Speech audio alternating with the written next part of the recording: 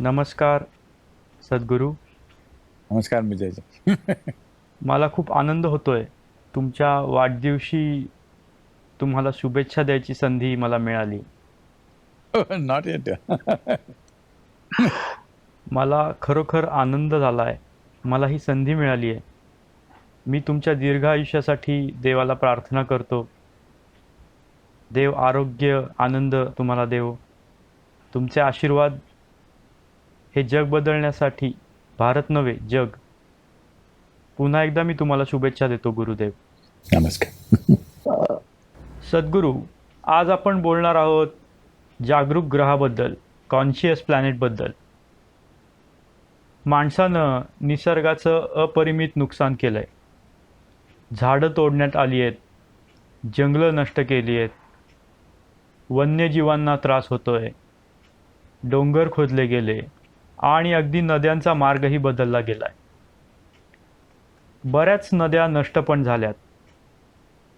मला पर्यावरणाचीही मनापासून काळजी आहे. मी 8 वर्ष संसद सदस्य होतो सद्गुरू, आणि मी वरच्या सभागृहात पर्यावरण संदर्भात मुद्दे मांडत राहिलो. मी पर्यावरण समितीत असल्याने मी खूप महत्त्वाची भूमिका बजावली, आणि आम्ही सद्गुरू धोरणे देखील बनवली. आणि आता आपण प्राणघातक विषाणूचा सामना करतोय. महाराष्ट्राच्या सर्वात मोठ्या वृत्तपत्र समूहाचा लोकमतचा अध्यक्ष म्हणून, जनतेला मातृभूमीची जाणीव व्हावी म्हणून मी पर्यावरणावर सतत लिहित आलोय. ही पृथ्वी आपल्या सर्वांसाठी खूप महत्त्वाची आहे. माझे वडील स्वातंत्र्य सैनिक जवाहरलाल दर्डा यांच्या सार्वजनिक प्रश्नांना पाठिंबा देण्याचा वारसा माझ्याकडे आहे. मी जैन धर्म पाळतो, आणि भगवान महावीर पर्यावरणाविषयी बोलणाऱ्या पहिल्या महान व्यक्तींपैकी एक होते. जैन धर्माच्या उपदेशात पर्यावरणाचं जतन करण्याची गरज यावर जोर देण्यात आला आहे. जैन धर्मात फुलं तोडण्यासही मनाई आहे. आपला धर्म आपल्या सर्वांना पाण्याचे संवर्धन करण्याची आणि जीवनाच्या प्रत्येक रूपाची किंमत ठेवण्याची प्रेरणा देतो. मुंग्या मारणं पण खूप मोठं पाप आहे. पण आज धर्माच्या नावाखाली जगभर अत्याचार होत आहेत. हिंसाचाराच्या वातावरणामुळे महिलांना सर्वाधिक त्रास होतो. आणि मी नेहमीच अशा महत्त्वाच्या विषयांवर पण लिहितो. माझी अशी इच्छा आहे की हा गोंधळ शांत व्हावा आणि जग सर्वांसाठी एक चांगली जागा बनावं. सद्गुरू, माझ्या मनात असे बरेच मुद्दे आहेत, आणि मला खात्री आहे की माझे मुद्दे तुम्ही माझे समाधान कराल. आणि वेळेची काळजी ठेवून मी वेळेतच स्वतःला थांबवेन. तर आध्यात्मिक गुरु पर्यावरणाची समस्या का हाती घेतोय? पर्यावरण आणि अध्यात्म एकत्र नांदू शकेल का? हे पहा, पर्यावरण म्हणून असं काही नाहीये. आधुनिक शिक्षण प्रणालीचा हा सीमित दृष्टिकोन आहे, जिथं जग तुम्ही अनेक तुकड्यांमधून पाहताय. नाहीतर पर्यावरण म्हणून अशी एक वेगळी गोष्ट नाहीये. आज आधुनिक विज्ञानाला सुद्धा याचा परिणाम जाणवतोय, कारण सबंध वैज्ञानिक दृष्टिकोन आणि शिक्षण व्यवस्था ही बहुतांशी केवळ बुद्धीवर आधारित राहिली आहे. जर मी तुम्हाला एक सोपा प्रश्न विचारला की तुम्हाला तुमची बुद्धी धारदार हवी की बोथट, विजय, तुमचं उत्तर काय असेल? धारदार. धारदार, हो ना? म्हणजे बुद्धी ही जणू एका सुरीसारखी आहे. जितकी धारदार तितकी ती उत्तम. तर मग या सुरीचं तुम्ही काय करणार? सुरीनं तुम्ही फक्त कापू शकता. सुरीनं तुम्ही शिलाई करू शकत नाही. जर तुम्ही सुरीनं तुमचे कपडे शिवायचा प्रयत्न केला तर त्याच्या चिंध्या होतील. आणि हेच आज जगात घडत आहे. आयुष्याचा प्रत्येक पैलू आपण बुद्धीच्या माध्यमातून हाताळण्याचा प्रयत्न करत आहोत. जणू काही जीवन हाताळण्याचा हा एकुलता एक मार्ग आहे. आपली शिक्षण प्रणाली आपण पाश्चात्य देशातून आयात केली आहे, जिथं सर्व काही फक्त बौद्धिक स्वरूपाचं आहे. म्हणून आता आपण सर्व काही कापून तुकडे करून ठेवलंय. तर पर्यावरण म्हणून असं काही नाहीये, मी म्हणून असं काही नाहीये. कारण तुमचं अवघं शरीर ही तुम्ही चालत असलेली धरती म्हणजे वास्तविक मातीच आहे. आत्ता या क्षणी जर याची तुम्हाला जाणीव झाली तर तुम्ही एका वेगळ्या प्रकारे कार्य करू लागाल, तुम्ही एका वेगळ्या प्रकारे जगाल, जीवन एका वेगळ्या प्रकारे अनुभवू लागाल. नाहीतर एक दिवस जेव्हा लोक आपल्याला स्मशानात पुरतील तेव्हा आपल्याला कळेल की आपण या धरतीचाच एक भाग आहोत. बहुतेक लोकांना ते मेल्यावरच कळतं. पण हे जर जिवंत असताना तुम्ही जाणलं, स्वाभाविकपणे तुम्ही त्याला प्रतिसाद द्याल, जो की सृष्टीचा स्रोत आहे. ते तुमचं जीवन आहे. माझं स्वतंत्र विभक्त असं वेगळं अस्तित्व नाहीये. आपलं जीवन हे इतर एकूण एक प्राणीमात्रांसोबत एकत्रित घडत आहे. आज वैज्ञानिक तुम्हाला सांगतायत, पेशींचे वैज्ञानिक तुम्हाला सांगतायत, त्यांना मानवी पेशी म्हणजे काय हे कळत नाहीये. मानवी पेशी, कारण एकेकाळी जो बॅक्टेरिया होता तो मायटोकॉन्ड्रिया अर्थात मानवी पेशींचं ऊर्जा केंद्र झाला. तर आता आपण हा व्हायरस पाहतोय, पण तुमचं शरीर 52%हूनही अधिक सूक्ष्म जीवांनी भरलेलं आहे. हे सूक्ष्म जीव आपल्या शरीरातील अनुवांशिक सामुग्रीपेक्षा हे जास्त आहेत. तर मग मी वेगळा, पर्यावरण वेगळं असं काही असणं शक्य आहे का? मी म्हणजेच पर्यावरण, पर्यावरण म्हणजेच मी. दोघांमध्ये काही फरक नाही. सद्गुरू, वर्षानुवर्ष आपण निसर्ग आणि मानव यांच्यात संघर्ष निर्माण केला आहे. करोना महामारीनं आपल्याला या ग्रहाबरोबर ताळमेळ ठेवायला शिकवलं.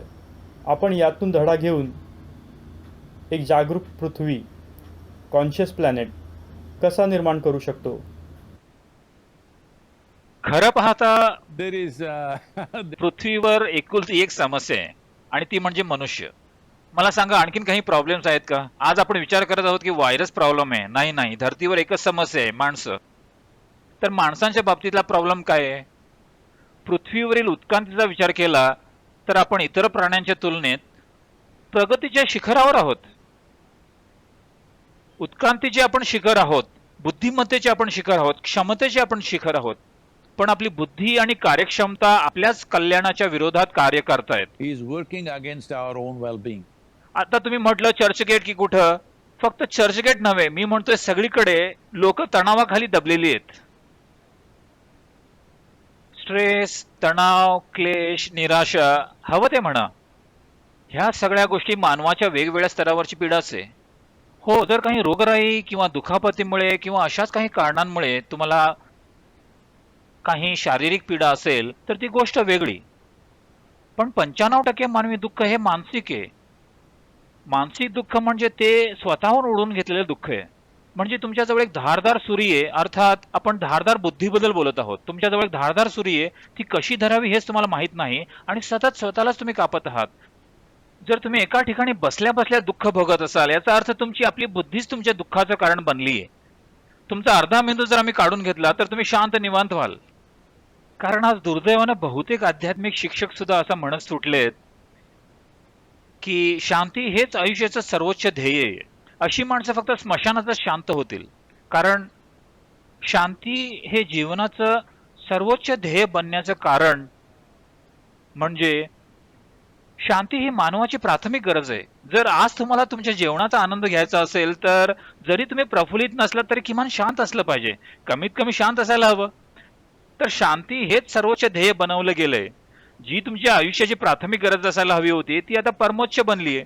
जर तुम्हाला वाटलं की अ अक्षर हे शेवटचं अक्षर आहे तर मग ती एक समस्या आहे, नाही का? जर तुम्हाला मजेत फिरायला जायचं असेल तर तुम्ही निवांत असलं पाहिजे. आनंदानं कुटुंबियांचा सहवास अनुभवायचा असेल तर तुम्ही शांत असलं पाहिजे. जेवणाची मजा लुटायची असेल तर तुम्ही निवांत असलं पाहिजे. पण आता लोक म्हणतायत शांती हेच आयुष्याचं परमोच्च ध्येय आहे. याचं साधं कारण म्हणजे आपली शिक्षण व्यवस्था, तुमच्या सामाजिक रचना, यापैकी कोणाहीकडे याचं ज्ञान नाहीये की आपलं शरीर, आपलं मन, आपली बुद्धी, आपल्या भावना यांना कसं हाताळावं याची समज कुठेच आणि कुणीच द्यायचा प्रयत्न करत नाहीये. यांना कसं हाताळावं काहीच नाहीये. आपण सगळेजण जग काबीज करण्यात व्यस्त आहोत. आपल्याला इतर ग्रह ताब्यात घ्यायचे आहेत. आपण चंद्रावर जात आहोत, मंगळावर जात आहोत. पण इथली काडी मात्र आपल्याला जाणीव नाहीये. हीच आपली समस्या आहे. कारण आपली शिक्षण व्यवस्था ही सर्वांगीण कल्याण, जीवनाचा प्रगल्भ अनुभव, जगात सकारात्मक प्रभाव टाकण्याबद्दल नाहीये. तर इतरांपेक्षा वरचढ कसं होता येईल यावर केंद्रित आहे. आजचं शिक्षण केवळ वरचढ होणे, मात करणे, काबीज करणे याबद्दलच आहे आणि यामुळेच सहज सोप्या गोष्टी आता किचकट होऊन बसल्यात.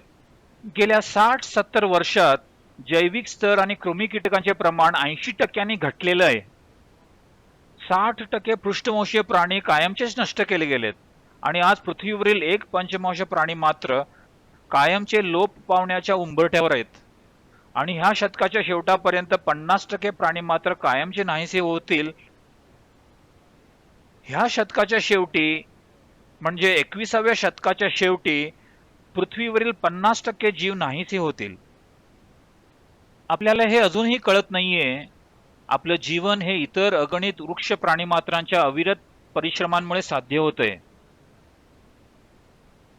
सूक्ष्म जीवांपासून म्हणजे बॅक्टेरिया ते व्हायरस ते कृमी कीटक ते पक्षी प्राणी वृक्ष वनस्पती सगळेजण अविरतपणे कार्यरत आहेत आणि यांच्यामुळेच आपण इथं जगू शकत आहोत.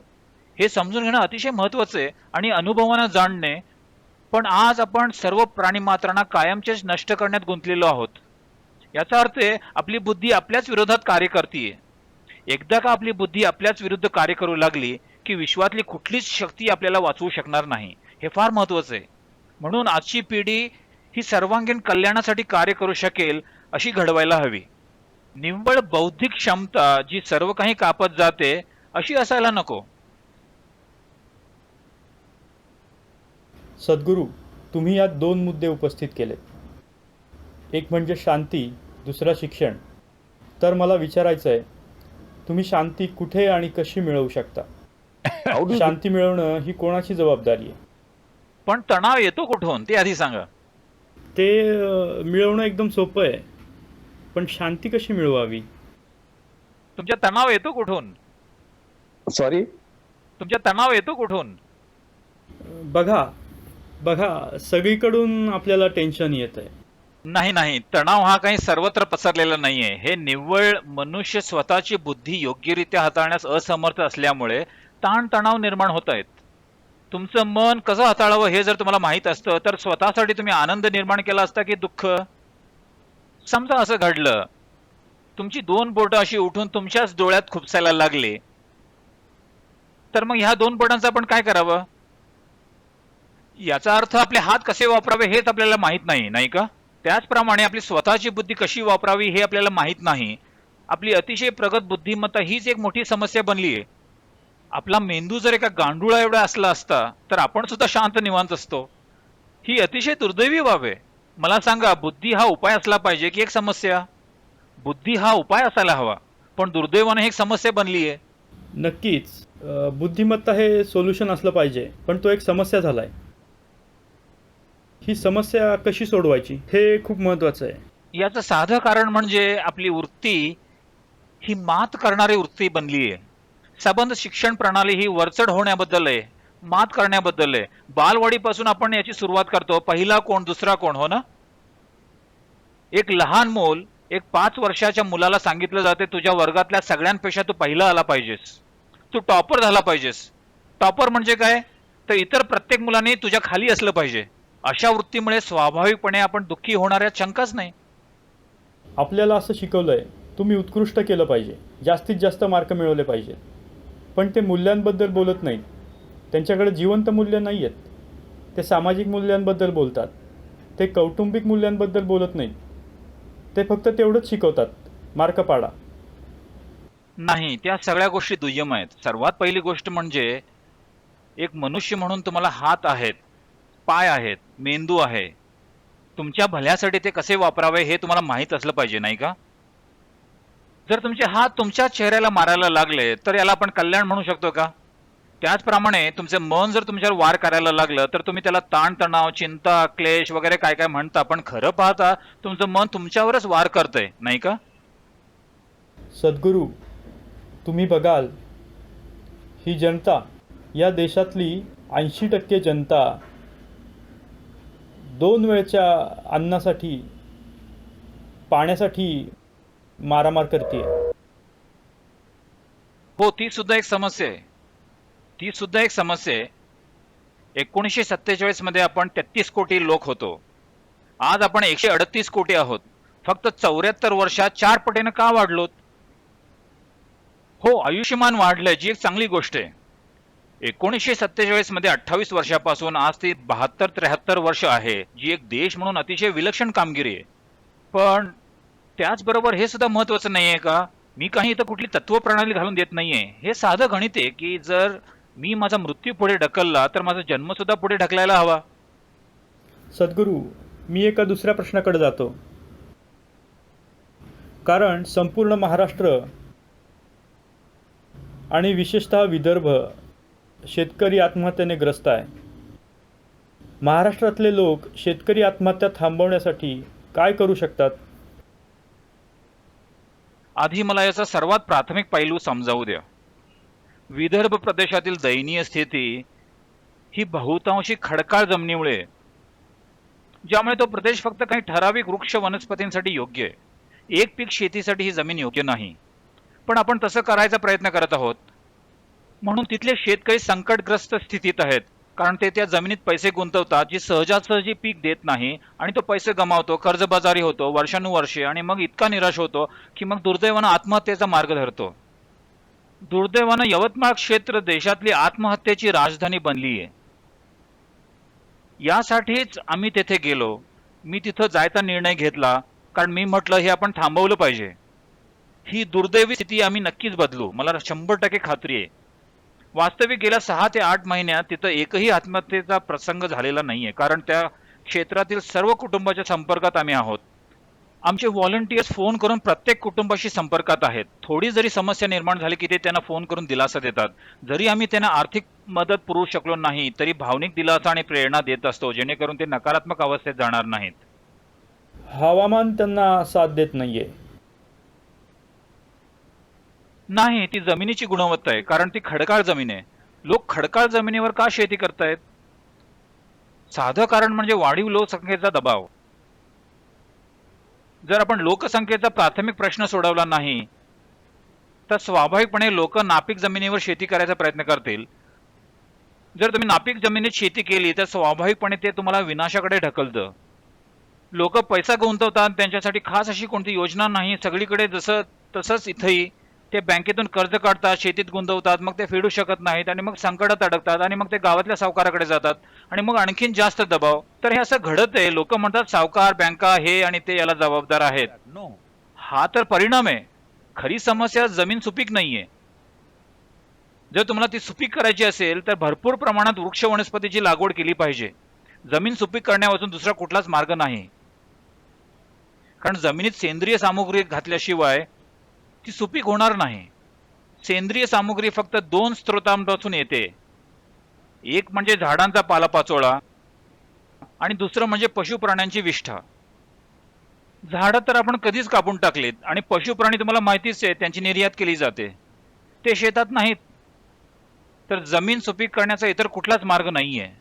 नापीक जमिनीत तुम्ही शेती करण्याचा प्रयत्न करत आहात तर साहजिकच ते तुम्हाला अनर्थाकडे घेऊन जाणार. आज हे फक्त यवतमाळ क्षेत्राशी मर्यादित नाहीये. यवतमाळची अवस्था ही देशातल्या इतर अनेक भागातही होणार आहे. कारण देशातल्या एकूण जमिनीपैकी 52% जमीन खालावलेली आहे. जवळपास 40 ते 50% जमीन पड जमीन म्हणून घोषित केली गेली आहे. भारतीय जमीन ही एकेकाळीची ह्या ग्रहावरची अतिशय सुपीक जमीन होती. तीच फक्त 50 वर्षात ह्या गतीला आली आहे. तर आता वेळ आली आहे हे थांबवण्याची. हे जर आपल्याला पूर्ववत करायचं असेल तर हे फार महत्वाचं आहे की वृक्षारोपण हा शेतीचा मुख्य अंग बनला पाहिजे. आणि हेच आपण मोठ्या प्रमाणात कर्नाटक आणि तमिळनाडू राज्यात करत आहोत. जेव्हा आपण सामान्य शेतकऱ्यांना वृक्ष आधारित शेत करणाऱ्या शेतकऱ्यांमध्ये बदलतो, जिथं ते एकाहून अधिक पिकं घेऊ शकतात, एक गोष्ट घडते आणि ती म्हणजे जमिनीची गुणवत्ता उंचावते आणि पाणी जमिनीत अडवून ठेवलं जातं. आणि हे किती प्रमाणात होतं? उदाहरणार्थ कावेरी नदीचं खोरं, जिथं मी जन्मलो, कावेरीच्या नदीच्या अगदी जवळ तिच्या किनाऱ्यावर बागडलो, खेळलो. ती माझ्या जीवनाचं एक अविभाज्य अंग होते एकेकाळी. आज मी जेव्हा तिला पाहतो मला वाटतं ते 60 ते 70% घटली आहे. माझ्या लहानपणी ती जशी होती त्या तुलनेत.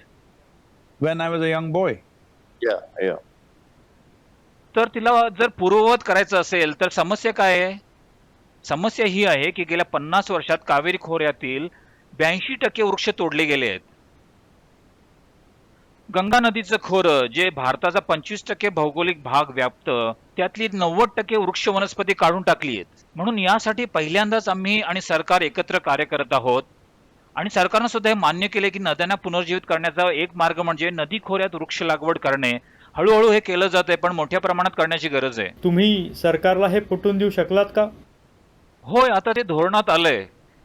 कारण रॅली फॉर रिव्हर्स फक्त हेच होतं आणि आता त्यांनी त्याला अधिकृत धोरण बनवलंय. खूप मोठं काम आहे सद्गुरू. हे सरकारला हे पटवून देणं सोपं काम नाहीये. हो, सरकारला आता खात्री पटली आहे, कारण लोकांना खात्री पटली होती. हे फार महत्वाचं आहे. जेव्हा मी रॅली फॉर रिव्हर्स मोहीम केली तेव्हा 16 कोटीहूनही अधिक लोकांनी या मोहिमेत भाग घेतला. एकदा त्यांनी ही संख्या पाहिली, लोकांना खात्री पटल्यावर सरकारला नेहमीच विश्वास वाटतो. म्हणून त्यांनी सर्व 28 राज्यांसाठी हे अधिकृत धोरण म्हणून ठरवलंय. आता काही राज्य तिकडे जोरात जात आहेत त्या दिशेने पुढाकार घेण्यात. दुर्दैवानं आजच्या महामारीमुळे यावर्षी सगळं मंदावलंय. खूप मोठं काम आहे सद्गुरू. हे सद्गुरू, रॅली फॉर रिव्हर्स आणि कावेरी कॉलिंगद्वारे तुम्ही भारतातील मरणासन्न नद्यांकडे जगाचं लक्ष वेधत आहात. यात सरकारची भूमिका काय असावी?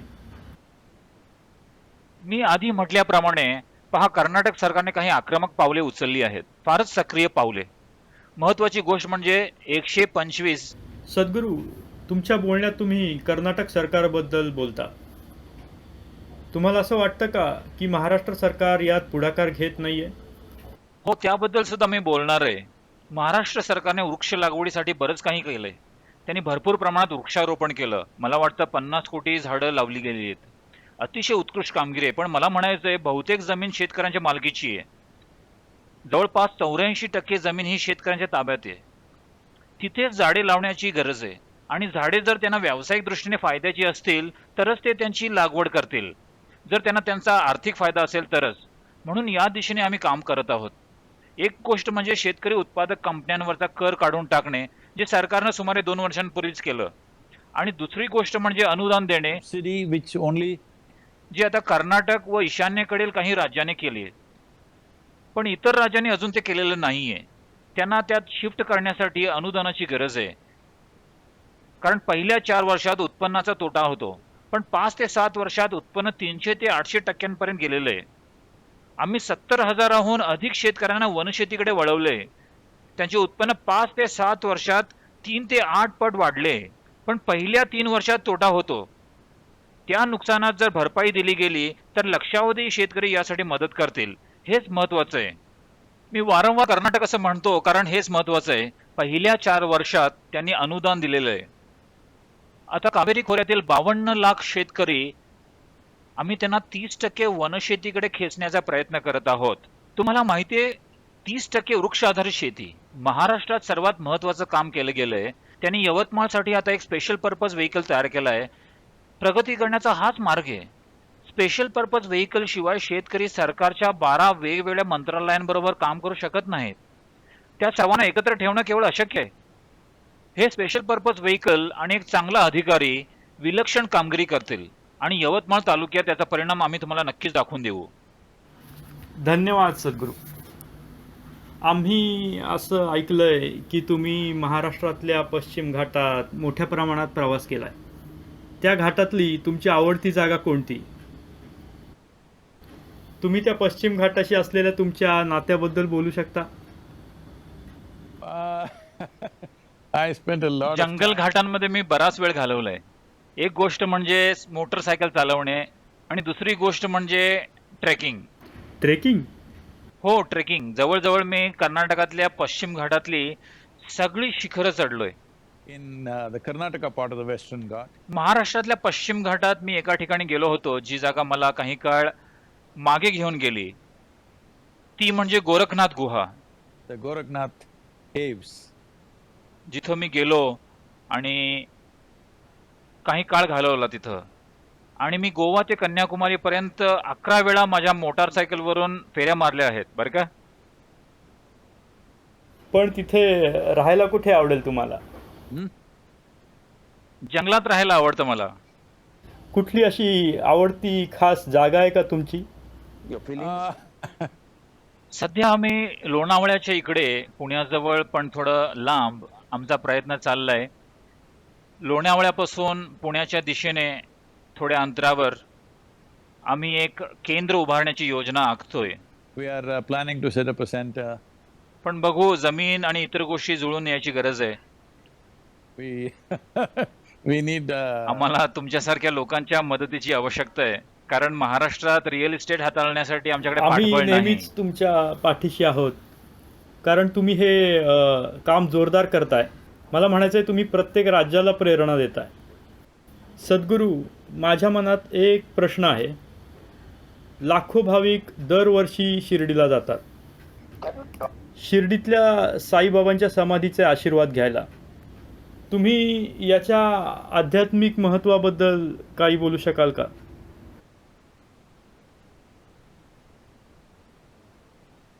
मला वाटतं साईबाबांचं जीवन अतिशय प्रेरणादायी आहे.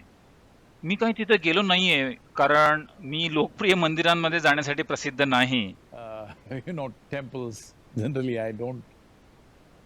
इच्छा नाही असं नाही, एवढंच आहे की लोकांची तिथं फार गर्दी असते आणि बरंच काही असतं, म्हणून तुम्ही तिथं फार काही करूही शकत नाही. पण मला वाटतं की ही त्यांची प्रेरणाच आहे, ज्यामुळे पिढ्यानपिढ्या लोकांना प्रेरित केलं आणि त्यांच्या कृपेनं आणि आशीर्वादानं बऱ्याच लोकांचं पालन पोषण केलं. तर ही आहे एका मनुष्याची शक्ती, ज्याने एक मानवी मर्यादा ओलांडली आणि कोट्यावधी लोकांसाठी प्रेरणा झाली. हे अतिशय विलक्षण आहे. सद्गुरू, तुम्हाला काय वाटतं, मीडिया तुमच्या प्रकल्पात तुम्हाला कशी मदत करू शकेल? महाराष्ट्रात आम्हाला नक्कीच भरपूर मदतीची गरज आहे, कारण लोकांच्या सहभागाशिवाय तुम्ही हा प्रकल्प यशस्वी करू शकत नाही. हे फक्त सरकार करू शकत नाही, कारण तुम्हाला लोकांबरोबर काम करावं लागतं. गोष्टी करण्याच्या एका मार्गापासून दुसऱ्यात बदल करणं हे काही धोरण बदलून होणार नाही. धोरणात बदल आपण घडवून आणलेच पाहिजेत. आम्ही APMC कायद्यात शिथिलता आणली आहे. आता शेतकरी आपल्या इच्छेनुसार आपले उत्पादन कुठेही विकू शकतो.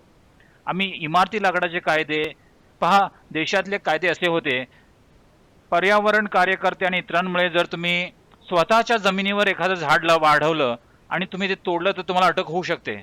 हा कायदा आहे, हा कायदा आहे. तर आता आम्ही याला शिथिल करून घेतलंय. जर तुम्ही तुमच्या जमिनीवर झाडे वाढवली तर ती तोडू शकता आणि देशभरात कुठेही वाहतूक करू शकता. फक्त आता सुमारे 20-25 दिवसांपूर्वी हा कायदा शिथिल केला गेलाय. आता तुम्ही देशाच्या कोणत्याही भागातून तुम्हाला पाहिजे त्या ठिकाणी लाकूड वाहतूक करू शकता. हे खूप महत्त्वाचं आहे. आणि आता पर्यावरण मंत्रालयाने एक डिजिटल प्लॅटफॉर्म तयार केला आहे. तुम्ही आता लाकूड डिजिटल प्लॅटफॉर्मवर विकू शकता. हे महत्त्वाचे अडथळे जायला हवेत. तर तुम्ही असं सुचवताय का की शेतकऱ्यांनी त्यांच्या शेतात इमारती लाकूड किंवा बांबू अशी झाडं लावावीत? हे पहा, गोष्ट अशी आहे की एकदा एखादं झाड वाढलं की त्याचं एक निश्चित विज्ञान असतं. हे फक्त झाड वाढू देण्याबद्दल नाही. आता तुम्ही त्यांच्यामध्ये पिकं घेऊ शकता. तर जेव्हा तुमच्या पिकाला सूर्यप्रकाशाची गरज असते तेव्हा तुम्ही झाड छाटता, जेणेकरून तो सरळ येऊ शकेल, जेणेकरून सूर्यप्रकाश पिकांवर पडेल. जेव्हा पिकाला सूर्यप्रकाशाची गरज नसते तेव्हा तुम्ही झाडे वाढू देता. जेवढी याची जास्त छाटणी तुम्ही करता तितकंच ते उंच वाढतं, कारण ते झाडाचं स्वरूप आहे. तर शेतकरी याचं काय करेल? हे पहा, सध्या 63,000 कोटी रुपयांपेक्षा जास्त किमतीचे इमारती लाकूड कच्च्या लाकडाची आयात देशात केली जाते आणि 1200 कोटी रुपयांच्या लाकडांची उत्पादने देशात येत आहेत. तर मग आपल्या शेतकऱ्याचा फायदा कसा काय होईल? सध्या आपल्याला काही फायदा नकोय. जर तुम्ही दिल्लीहून विमानाने प्रवास केला, समजा चेन्नईपर्यंत, दर 5 मिनिटांनी तुम्ही खाली पाहिलं तर पश्चिम घाट वगळता सर्व काही तपकिरी वाळवंट दिसतो. कुठंही झाडं नाहीत. हे फार महत्त्वाचं आहे, कारण आपल्या पाण्याचा एकमेव आणि एकुलता एक स्रोत म्हणजे मॉन्सून. मान्सून हा पाण्याचा एकमात्र स्रोत आहे. आपण हे समजून घेतलं पाहिजे. नद्या पाण्याचे स्रोत नाहीत. तलाव आणि तळी आणि विहिरी पाण्याचे स्रोत नाहीत. पावसाच्या पाण्याचे ते मुक्काम स्थान आहेत. तर जेव्हा पाऊस खाली पडतो तेव्हा एक गोष्ट घडते.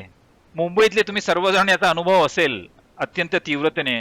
पहा, मी हे 40 वर्षांपूर्वी किंवा 45 वर्षांपूर्वी स्पष्टपणे पाहिलं होतं. मान्सूनचा पाऊस 75 ते 145 दिवसात पडायचा.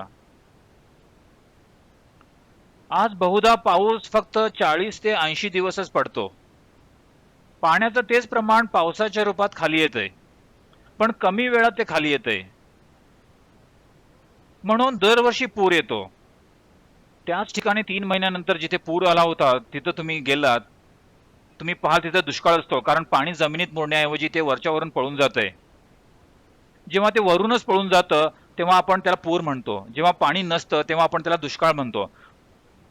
जर पाणी जमिनीत मुरायचं असेल तर सर्वात महत्वाची गोष्ट म्हणजे जमिनीवर झाडांचं हरित आवरण असलं पाहिजे. नाहीतर जमिनीत पाणी मुरणार नाही, ते वरच्यावरून पळून जाईल. यामुळेच वाळवंटीकरण होतंय. पुढच्या 30 वर्षात भारताची सुमारे 52% जमीन वाळवंट बनू शकते. in the next 30 years' time. आपण जणू शेवटची पिढी असल्यासारखं वागतोय. आपण हे बदलायला हवं. ह्या पिढीत आपण हे परत फिरवलं पाहिजे. हे फार महत्वाचं आहे. सद्गुरू, मी अजून काहीतरी विचारू शकतो, पण तुमच्याकडे वेळ किती आहे मला माहीत नाही. पण मी युवकांबद्दल प्रश्न विचारतो, कारण मी पाहतो सगळीकडे ते खूप निराश आहेत, खूपच निराश. त्यांच्याकडे नोकऱ्या नाही आहेत, असतील तर या कोविड-19मुळे त्यांची नोकरी गेली आहे. तर ही निराशा हिंसाचाराकडे जाते आहे. आणि मला हे पण स्पष्ट दिसतं की बरीच घरगुती हिंसा पण या कारणामुळे होते. तर तुम्ही काय सुचवाल आणि तुमचा उद्देश काय आहे, तुमचा संदेश काय आहे? Work from home. Work from home घरच्या परिस्थितीला त्रासदायक ठरतोय. आता देशातील तरुणांबद्दल हे पहा, एक गोष्ट अशी आहे की आपण पाश्चात्य समाजांमधून हे घेतोय की आयुष्य हे माझं माझं आणि फक्त माझ्याबद्दलच बनत चाललंय. भारतीय संस्कृतीचं स्वरूप असे, आपली वचनबद्धता स्वतःपेक्षा नेहमीच मोठी आहे. मी माझ्या आयुष्यातील शेवटची व्यक्ती आहे. आपण नेहमीच असं वागत आलोय. मी माझ्या आयुष्यातील शेवटची व्यक्ती आहे, पहिली नाही. पण आज मी माझ्या आयुष्यातील एकमेव व्यक्ती आहे. तर हे संपूर्ण तुम्हाला माहिती आहे की संवादाचं तंत्रज्ञान दुर्दैवाने लोक त्याचा उपयोग सकारात्मक मार्गाने करत नाहीत. जर तरुणांनी संवाद साधण्याची क्षमता योग्य रीतीने वापरली तर एका दृष्टीने त्यांना स्वतःला आणि सर्वांना फायदा होतो. तेव्हा हे तंत्रज्ञान सर्वात मोठी शक्यता होऊ शकतं, कारण आजपर्यंत कधीही आपण जगाशी अशा प्रकारे संवाद साधू शकत नव्हतो ज्या प्रकारे आज साधतोय. आता पहा, तुम्ही नागपूरमध्ये आहात, मी अमेरिकेत आहे, परंतु आपण बोलू शकतोय. पूर्वी हे कधी शक्य होतं का? पूर्वी कधीच हे शक्य नव्हतं. हे प्रथमच शक्य झाले. म्हणून यावेळी आपण योग्य कल्पना, योग्य मानसिकता, आयुष्याकडे पाहण्याचा योग्य दृष्टिकोन यांचा प्रसार केला नाही तर आपण त्यातून भयंकर संकट निर्माण करू. सोशल मीडियाबद्दल सगळं आणि एकूणच हे सर्व जे काही आहे हे एक प्रकारचं, हा एक प्रकारे पळ काढण्याचा प्रकार आहे. ही एक पळवाट आहे. हे फक्त दिशाहीन पळणं आहे. सर्व प्रकारचे लोक पडद्यामागून अनेक प्रकारे सूत्र हलवतायत. म्हणून मी जे सांगू इच्छितोय ते तरुणांबद्दल आहे. त्यांना हे समजलं पाहिजे की त्यांचं कल्याण हे इतर प्रत्येक जीवांच्या कल्याणात आहे. प्रत्येक मनुष्य आणि प्रत्येक जीव, अगदी अळीपासून ते किडे, पक्षी, प्राणी सर्वांच्या कल्याणात आहे. हे फार महत्वाचं आहे. जर हे व्हायचं असेल तर जीवनाचा सखोल अनुभव येणं गरजेचं आहे. तरुण म्हणजे ऊर्जेची एक विशिष्ट पातळी. जेव्हा ही ऊर्जा असते तेव्हा जर समतोल नसेल तर ती विनाशकारी ठरते. समतोल रहित ऊर्जा ही विनाशकारी ठरते. तर तरुण लोकांच्या जीवनात संतुलन आणण्यासाठी आवश्यक पद्धती आणि आवश्यक दृष्टिकोन आणि आवश्यक संस्कृती नाहीयेत. He's simply missing. मुळीच नाहीयेत. आपण शाळेत फक्त एक साधा योग करा असं म्हटलं तर धार्मिक बाबी मध्ये येतात. तुम्हाला फक्त वाकायचं आहे आणि पीळ घालायचं आहे. मी विचारतो, यात धर्म कुठे? ताठर होणे हा तुमच्या धर्माचा भाग आहे का? नाही, यामध्ये कोणताही धर्म नाही. तुम्हाला आवडत असलेला धर्म तुम्ही पाळू शकता किंवा त्याबद्दल काही करू नका. महत्वाची गोष्ट म्हणजे एक माणूस म्हणून, एक जीवन म्हणून तुम्ही कल्याणाच्या शिखरावर असलं पाहिजे. हे फार महत्वाचं आहे. जर तुम्ही कल्याणाच्या शिखरावर असाल, तुम्ही आनंदी असणं, तुम्ही शांत असणं हे तुमच्या जीवनाचे नैसर्गिक पैलू आहेत. कृपया विजयजी मला तुमच्या बाबतीत आणि तुमच्या संपर्कातील इतर प्रत्येकाच्या बाबतीत सांगा की एखादा माणूस किंवा एखादी स्त्री खूप आनंदी असेल तेव्हा ते त्यांच्या परीने सर्वोत्तम करतात, की जेव्हा ते दुःखी असतात तेव्हा, जेव्हा तुम्ही आनंदी असता तेव्हा तुम्ही सर्वोत्तम कार्य करता? ऍब्सोल्युटली. तर मग आपण यावर लक्ष का केंद्रित केलं नाही? ही सर्वात महत्वाची गोष्ट आहे. म्हणजे आपणा सर्वांनाच माहिती आहे, संपूर्ण भारतीय आध्यात्मिक प्रक्रिया भारत देशात नेहमीच आनंदावर भर दिली गेली आहे. याचा अर्थ असा आहे की आपण आनंदी असणं आवश्यक आहे. तुम्ही जर आनंदी असलात तर तुम्ही स्वाभाविकपणे सर्वोत्तम कामगिरी कराल. आपण दुःखी असलो तर स्वाभाविकपणे वाईट कृती करतो. म्हणून आपण सर्व प्रकारच्या मूर्खपणाच्या नैतिकतेने मूल्यांद्वारे समाजावर नियंत्रण ठेवायचा प्रयत्न करत आहोत नाही. आपल्याला गरज आहे माणसाने आतून खुश असण्याची. जेव्हा लोक आतून आनंदी असतात तेव्हा ते उत्कृष्ट कामगिरी करतात. हो, अगदी बरोबर. पण तरीही मला वाटतं की आपल्यात अधिक संवाद, या नवीन पिढीशी अधिक सुसंवाद गरजेचा आहे. सद्गुरुजी, शेवटचा प्रश्न, फक्त शेवटचा. Only last question now. मी तुम्हाला सांगायला हवं, आत्ताच आम्ही आमचा इनर इंजिनिअरिंग कार्यक्रम मराठीत डब केलाय, म्हणून ज्या लोकांना इंग्रजी येत नाही ते तो करू शकतात. खूप खूप धन्यवाद. ज्यांना इंग्रजी येत नाही ते हा कार्यक्रम नक्कीच करू शकतात. अभिनंदन. खूप आभारी आहे मी. हे संपवण्याआधी एक प्रश्न माझ्या मनात घुटमळतोय. या जगात स्त्रिया सर्वाधिक बळी पडतात. त्या पीडित आहेत का ते मी पाहू शकत नाही. म्हणजे जेव्हा मी धर्माबद्दल वाचतो, वेगवेगळे देश बघतो, धार्मिक देशातले वेगवेगळे भाग पाहतो, या संघर्षामुळे सर्वात जास्त पीडित स्त्रिया आणि स्त्रियाच आहेत. याबद्दल सद्गुरुजी तुम्ही काय म्हणाल? होय, दुर्दैवानं परिणामांच्या दृष्टिकोनातून हे खरं आहे. पण खरं पाहता ही समस्या फक्त महिलांची नाही. समस्या ही आहे की आपल्यापेक्षा शारीरिकदृष्ट्या कोणी दुबळं असेल तर आपण त्यांना दाबून ठेवायचा प्रयत्न करतो. दुर्दैवानं स्त्रिया शारीरिकदृष्ट्या थोड्या कमकुवत आहेत, पण त्यांच्याशिवाय आपला जन्म होऊ शकत नाही. असं असूनही कारण त्या शारीरिकदृष्ट्या कमकुवत आहेत म्हणून आपण त्यांना दाबण्याचा प्रयत्न करतो दुर्दैवानं. तर हे फक्त स्त्रियांबद्दलच नाही, आपण हे समजून घ्यायला हवं, आपण आपल्यात उत्क्रांत होण्याची आवश्यकता आहे. आपल्यापेक्षा दुर्बल असं काही आपल्याला दिसलं तर तुम्ही त्याचं सामर्थ्य वाढवून त्यांना बळकट करायला हवं, त्यांना चिरडू नका. ही मूलभूत चेतना आपल्यात जागृत व्हायला हवी. तर हे फक्त स्त्रियांच्या बाबतीतच नव्हे, कृमी कीटक ओरडत आहेत की त्यांचं सर्वात जास्त शोषण होतंय, बरोबर? किडे ओरडत आहेत की त्यांचं सर्वात जास्त शोषण होतंय. कारण दुर्दैवानं माणूस आपल्यापेक्षा जे काही कमकुवत असेल तो ते चिरडण्याच्या अवस्थेत गेलाय. जरी ती आपल्या स्वतःच्या प्रजातीतले असले तरी आपल्याला त्यांना दाबून ठेवायचं आहे. कारण चिरडणे हे स्त्रियांबद्दल नाही, मुलांबद्दल नाही, कीटकांबद्दल नाही, किड्यांबद्दल नाही. ज्यावर आपण वर्चस्व गाजवू शकतो, ज्यांना जिंकू शकतो आणि आपल्याला हे माहिती आहे की ते निरर्थक आहे, दुर्दैवानं आपण त्या अवस्थेत गेलोय. यासाठी आवश्यक आहे जागृती. कारण जागृती म्हणजे तुमची ओळख फक्त तुमच्या शरीराशी सीमित राहिली नाहीये. तुमचं अस्तित्व विशाल आहे. तुमचा जीवनाचा अनुभव तुमच्या शारीरिक स्वरूपापुरता मर्यादित नाही. तुमचा अनुभव तुमच्या शरीरापेक्षा विशाल आहे. एकदा हे घडून आलं की मग एखाद्या महिलेवर किंवा कोणत्याही जीवावर नियंत्रण ठेवण्याची किंवा चिरडण्याची गरज उरणार नाही. हेच कारण आहे की आपल्याला एका जागरूक ग्रहाची आवश्यकता आहे. जागरूक ग्रह तयार करण्याच्या प्रयत्नात आम्ही जगातील कमीत कमी 60% लोकसंख्या सामील करण्यासाठी जगभरात मोठी जागतिक चळवळ सुरू करत आहोत. आम्हाला जगातल्या किमान 60% लोकांचा समावेश करायचा आहे, जेणेकरून कारण एकदा लोक आले की सर्व लोकशाही सरकारे याकडे लक्ष केंद्रित करतील. याचा एक परिणाम म्हणजे पर्यावरणीय कल्याण. पण जर तुम्ही त्याकडे पाहिलं तर मनुष्य जागरूक झाला तर वर्चस्व गाजवण्याची गरज, युद्ध करण्याची आवश्यकता, संघर्ष करण्याची गरज, हिंसाचाराची गरज तुमच्यातून दूर होईल.